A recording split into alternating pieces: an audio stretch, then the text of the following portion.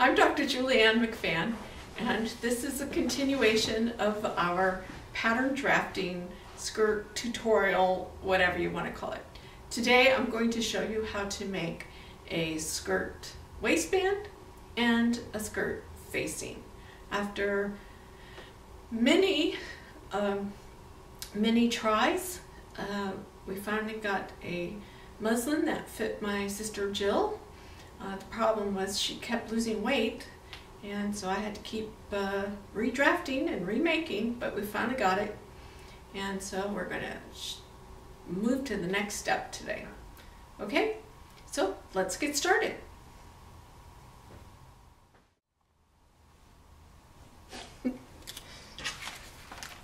Okay, after several tries, because my sister kept losing weight, I finally have a muslin for Jill that fits her.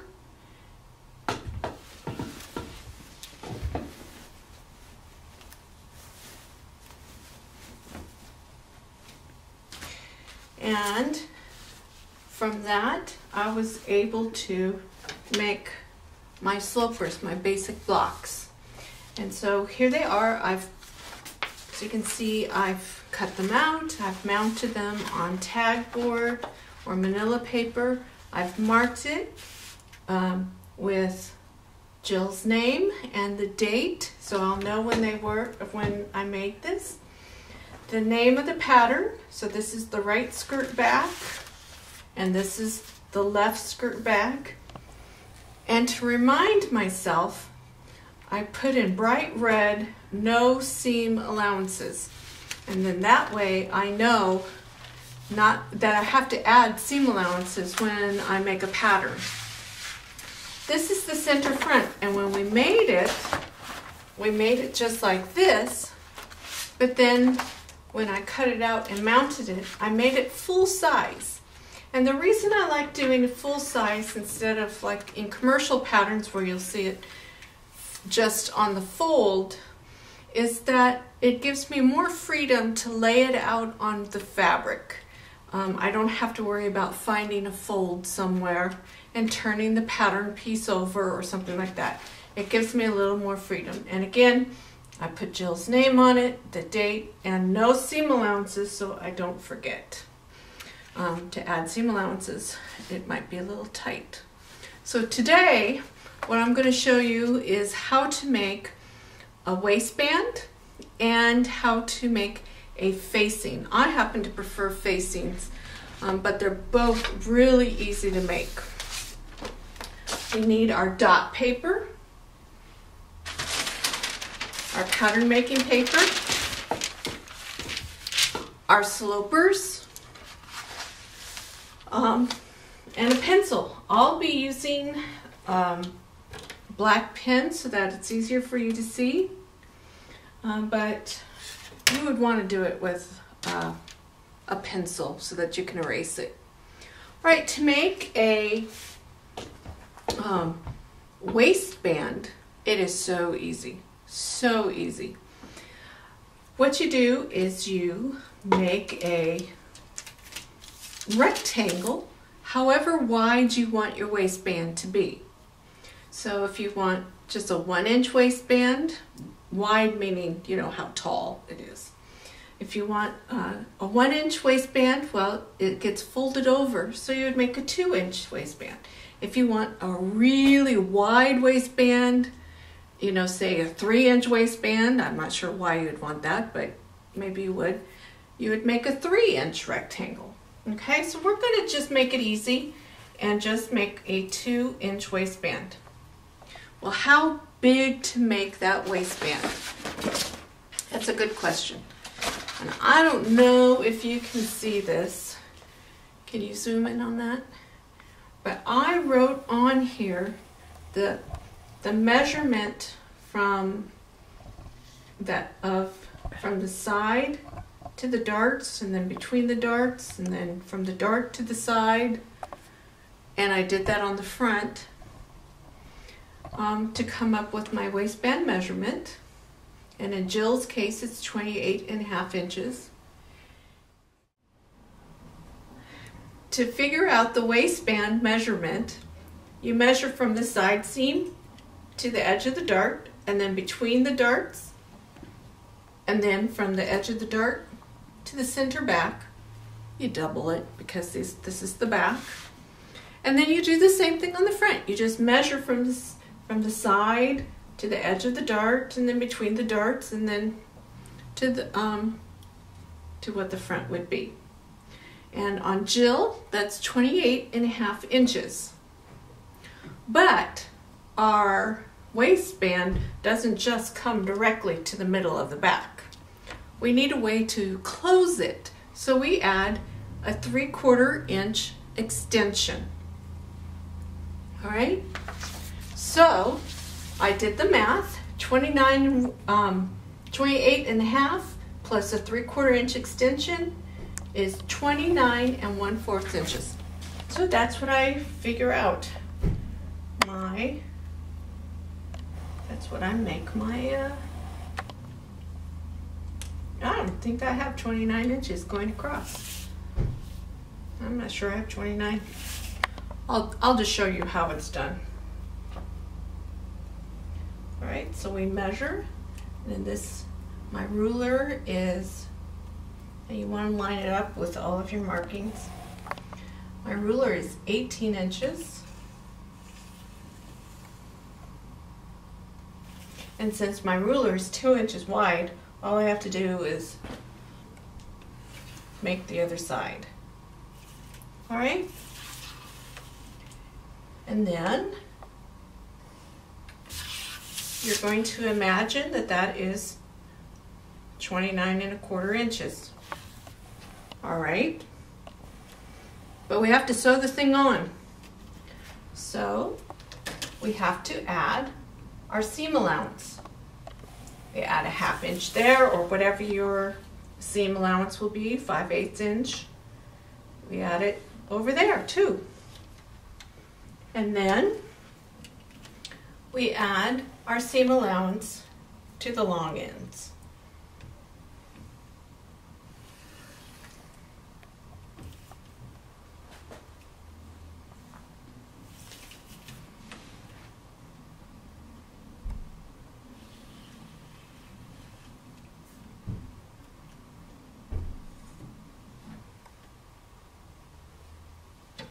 Well, see, this is why you want to use a pencil. And there's your waistband. You're going to mark your center front. So we know, let's see, I need to take away 3/4 of an inch. We mark our tab, so to speak. And go ahead and put in there tab so you'll remember. And then we mark our middle, our center front, or our side seams, or you mark it so that you know to line up the center front and the side seams, okay? So we'll say that that's the center front. We'll mark it with a little notation. And that's all there is to making a regular waistband. And then you just line up your center front and your side seams, and this will be lined up directly with your back seam. This will be a little tab sticking out, and the tab goes on the wearer's right. Wearer's right side. Don't make the mistake I always make. I always end up putting it on my left side, but it goes on the right side, and then it gets tucked under this side if you use a hook and eye or buttons or whatever. But that's the basic way to make a waistband. Easy. You just make a rectangle and add your seam allowances. But don't forget to add the tab that goes behind. This is where we need our sloper. And we're going to need one of our backs and our front. We don't need both of our backs. So make a make a straight grain so you know that you're straight.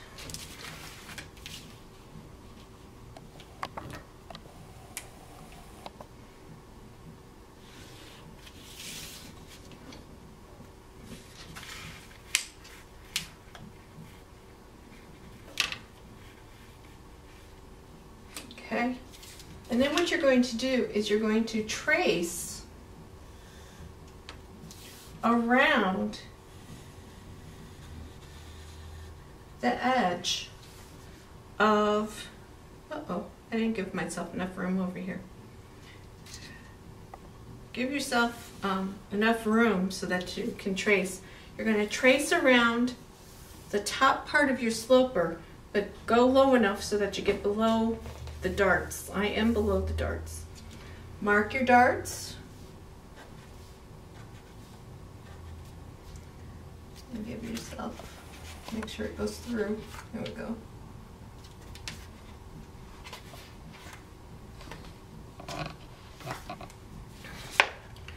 All right, and it's just going to look like that.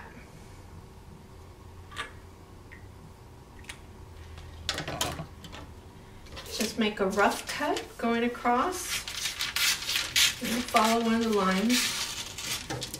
And then carefully follow the line up.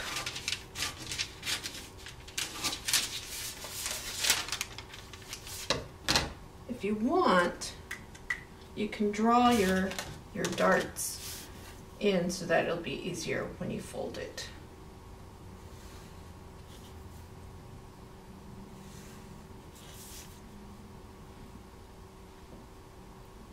But really, the beauty of having a sloper is that a lot of the patterns are made just simply by tracing. Okay, so carefully cut the sides, but not across the top just yet. And then we're going to fold. Remember how we folded when we made our other pattern so we could have our waistband? You're going to just fold it just like that and tape it down. And this is the back piece. Fold along your dart legs. Make sure it's accurate. And it's going to curl up. It's supposed to curl up like that because it's imitating the shape of your skirt, okay? Now you cut across the top.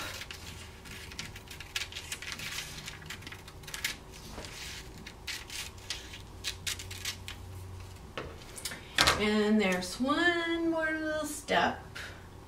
I have to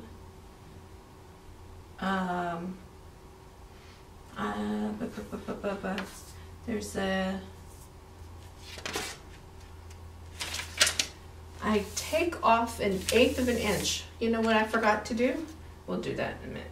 So I take off 1/8 of an inch from bottom side seam. Okay, so just 1/8 of an inch, and it tapers up to the top. And truthfully, don't tell my professors this, I forgot to do that half the time, and I don't think it made that much of a difference. But, you know, it's 1/8 of an inch, and the purpose of that is to, that was more like 1/4 of an inch. The purpose of that is to help keep the facing tucked down. Okay, now, however deep you want your facing to be. Most of the time it's 2 inches. So you use your ruler, and from the top, you just make a whole bunch of little dashes.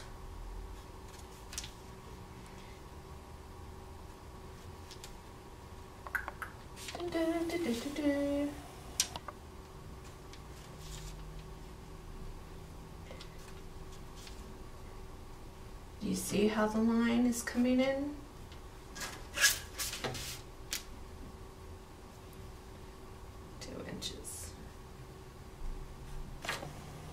And if you have your French curve handy, which I don't, then you can make the line solid.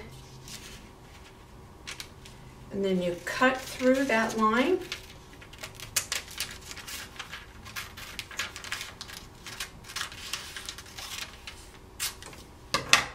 take the tape off so that your darts open up again.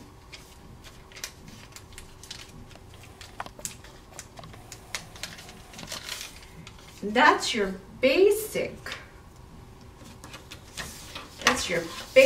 step towards making your facing. Draw our grain line in. Tell us what this is. Back facing. Cut 2.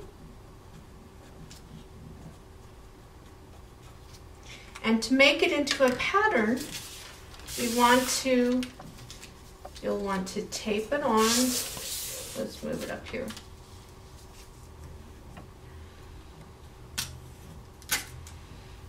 You'll want to tape it onto your brown paper or another piece of paper and add your seam allowances.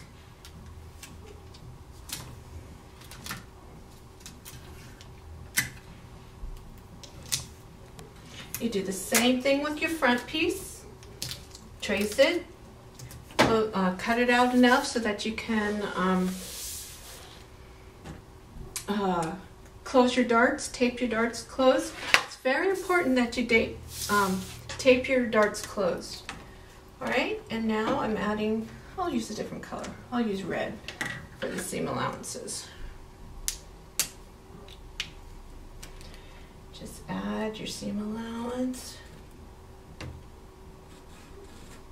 Is that showing up the other side?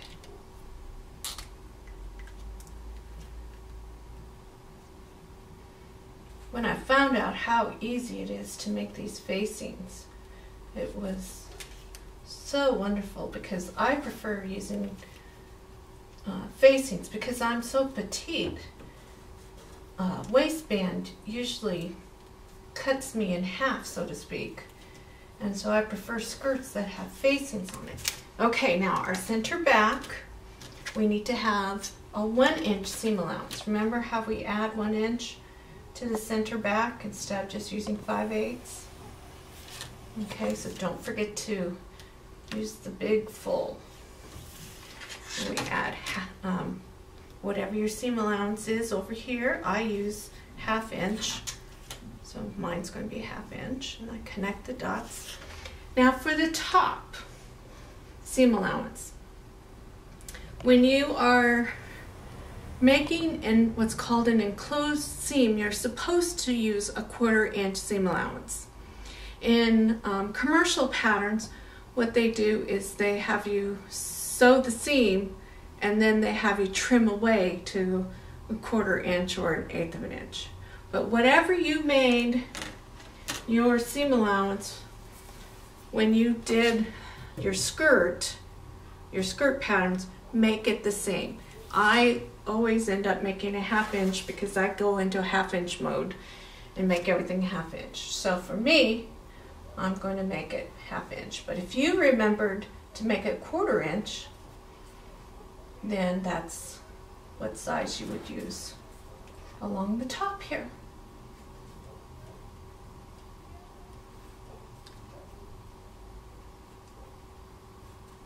And don't forget the teepees, the little houses at the top, because you want to follow those. And just keep following the edge and go with the curves. And there you go. And there's your facing pattern. You do the same thing with the front. The main thing is, remember to close your darts up, tape them, and then cut them out. Okay? Until next time, happy sewing. Cut! Push the button, babe.